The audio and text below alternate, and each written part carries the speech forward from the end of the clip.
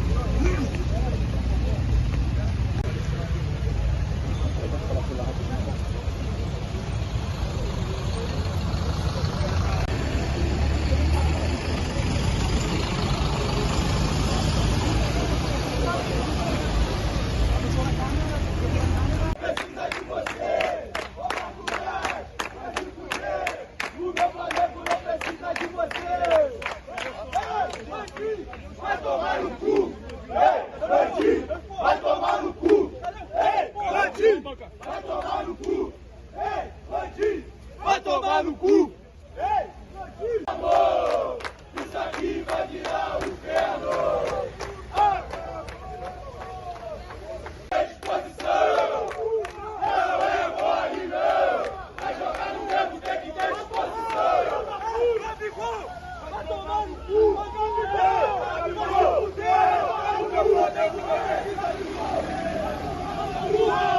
Vai se fuder! O meu Flamengo não precisa de você! Ô Gabigol, vai se fuder! O meu Flamengo não precisa de você! Nação, essas foram as imagens do que rolou do lado de fora da festa do Gabriel ontem.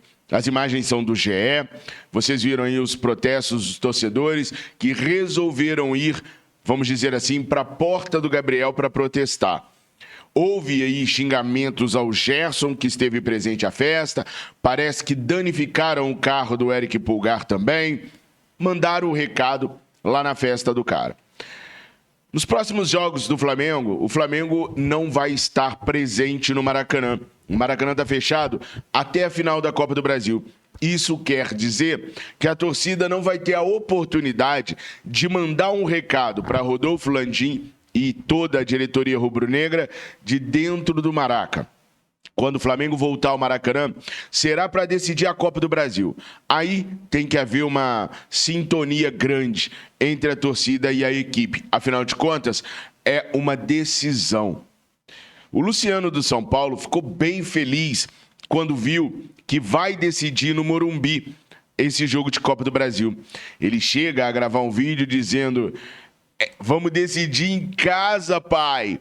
Todo felizão, como se decidir no Morumbi fosse dar a eles a certeza de ser campeões da Copa do Brasil. São Paulo nunca foi campeão da Copa do Brasil, mas é inegável que os caras hoje estão muito mais confiantes do que nós, torcedores rubro-negros. Não pela campanha que o São Paulo vem fazendo, afinal de contas, o São Paulo é muito frágil fora de casa. Já perdeu 5 jogos dos últimos 10 realizados fora de casa. E o Flamengo tem essa vantagem de ser muito forte no Maracanã se a torcida estiver junto. Então, eles decidirem em casa não quer dizer muita coisa, mas na crise que a gente está, também não dá para ficar acreditando que as coisas vão acontecer da melhor maneira possível para o Flamengo. A crise é tão grande que o Sampaoli relatou a pessoas próximas que não tem expectativa nenhuma de um bom trabalho no Flamengo daqui para o final do ano. Na verdade, o Sampaoli está esperando ser demitido a qualquer momento. Ontem, o presidente Rodolfo Landim esteve no Ninho do Urubu. Não foi exatamente para prestar apoio a Sampaoli, e sim para dizer que a reunião na segunda-feira foi para pedir a sua saída. Mas ele, o presidente, segurou. Mas para permanecer no comando, pelo menos até o final do ano, é necessário que o Sampaoli tenha resultados. Então, na verdade, a visita de Rodolfo Landim foi mais pressão em cima de um Sampaoli que se sente muito abandonado. A ideia do Sampaoli, meus amigos, era chegar no Flamengo, conseguir alguns reforços-chave para poder transformar o time do Flamengo num time que joga posicional. Só que para isso ele precisava ter alguns jogadores que já haviam atuado com ele e que estavam habituados a jogar no posicional. Para esse elenco poder, então, entrar obrigatoriamente no esquema dele. Só que a diretoria não fez força e não contratou quem o Sampaoli pediu. Desde a chegada do Sampaoli, apenas Alan e Luiz Araújo chegaram como peças que o treinador pediu. O restante todo do time manteve a resistência ao jogo posicional. A mesma resistência que teve com Domenech Torrent, com Paulo Souza, com Vitor Pereira, está tendo agora com Jorge Sampaoli. O Flamengo, então, intensifica as conversas com Carlos Carvalhal. Muitas pessoas, ao ver que o Carlos Carvalhal tem o jogo preferido como 3-4-3, já avaliaram o Carvalhal como sendo mais um treinador de jogo posicional. Não é, meus amigos? O estilo preferido de jogo é o 3-4-3, mas ele cansou de montar equipes no 4-4-2, no 4-2-3-1, no 4-1-4-1 e mesmo jogando com 3 zagueiros, aliás, Jorge Jesus também jogava com 3 zagueiros muitas vezes, ainda assim o estilo de jogo era o funcional. Carvalhal não é adepto do jogo posicional, e sim do jogo funcional, o que cairia melhor para esses jogadores do Flamengo do que os últimos treinadores. O Flamengo manda um representante, o Giuliano Bertolucci, iniciar as conversas com Carlos Carvalhal para que possa, em 2024, ter o treinador à frente do comando do Flamengo. Vai lembrar que a gente já está contando isso, relatando essa preferência do Flamengo por Carlos Carvalhal há bastante tempo. O Flamengo também está procurando um diretor esportivo de futebol. José Boto, Edu Gaspar, entre outros nomes, são avaliados como possíveis nomes para poder assumir a diretoria esportiva de futebol. Ou seja, o Flamengo está se mexendo. Rodolfo Landim autorizou a procura do diretor esportivo de futebol e quer remodelar a estrutura do departamento de futebol para o próximo ano. Inclusive, o Marcos Braz pode deixar o comando do futebol a partir do dia 31 de dezembro e Diogo Lemos seria o nome mais cotado para assumir. A ideia do Rodolfo Landim é fazer uma limpa no departamento de futebol. Saídas como a de Bruno Spindel e de Carlos Noval não são confirmadas. Até porque Carlos Noval vem fazendo um trabalho de excelência no departamento de futebol do Flamengo desde 2010. Mas atualmente está remanejado em um cargo que ele pouco produz. A ideia do Landim seria voltar o Carlos Noval para a transição da base para o profissional. Cargo que hoje é ocupado pelo Juan, mas vocês sabem que uma coisa é ocupar um cargo, outra coisa é ter competência para fazê-lo. Bruno Spindel também permaneceria para o próximo ano. Ele é os olhos e ouvidos do Luiz Eduardo Batista, o BAP, dentro do departamento de futebol do Flamengo. Portanto, Carlos Noval e Bruno Spindel não seriam movidos. Já Marcos Braz, Juan e Fabinho Soldado, sim, sairiam para as entradas de Diogo Lemos e de um diretor esportivo de futebol. Seria um departamento mais enxuto, mas um departamento mais profissional do que o atual departamento hoje. Landim entende, começou a enxergar que o ciclo do Marcos Braz pode ter chegado no final. E seria necessário a realização dessa troca. O grande empecilho ainda são os votos que o Marcos Braz carrega consigo. Landim tentará fazer algo que garanta a ele a continuidade do apoio dos seguidores, vamos dizer assim, do Marcos Braz nas eleições. Se o Landim vai conseguir ou não, a gente não sabe. Mas o Landim já percebeu que se continuar com a mesma infraestrutura e apostando nos mesmos nomes para 2024, se o time não der 100% certo já desde o começo do ano, eles podem perder as eleições no final do ano.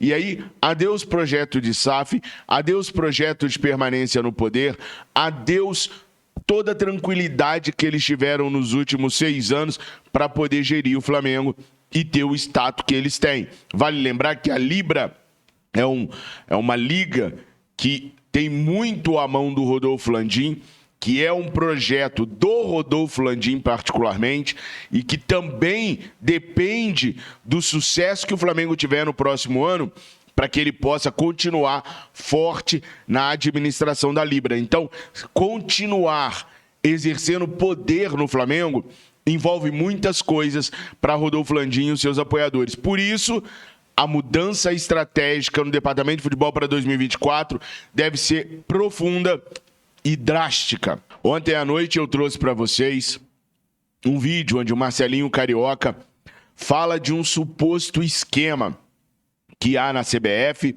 para poder fazer com que o Flamengo vença a Copa do Brasil. Se você quiser ver esse vídeo na íntegra, basta você acessar a minha página no portal O Dia, odia.ig.com.br, vai lá no menu Esportes, vai ter o meu nome Fabrício Lopes e lá você vai ver a matéria com todas as falas do Marcelinho Carioca. Mas essas falas do Marcelinho Carioca causaram grande revolta entre os torcedores rubro-negros que exigem que Rodolfo Landim e Rodrigo Dunches de Abranches, que é o vice-presidente geral e o vice-presidente jurídico do Flamengo, tomem as devidas providências. Segundo eu apurei, o Flamengo vai tomar as providências necessárias e cabíveis na justiça, sim.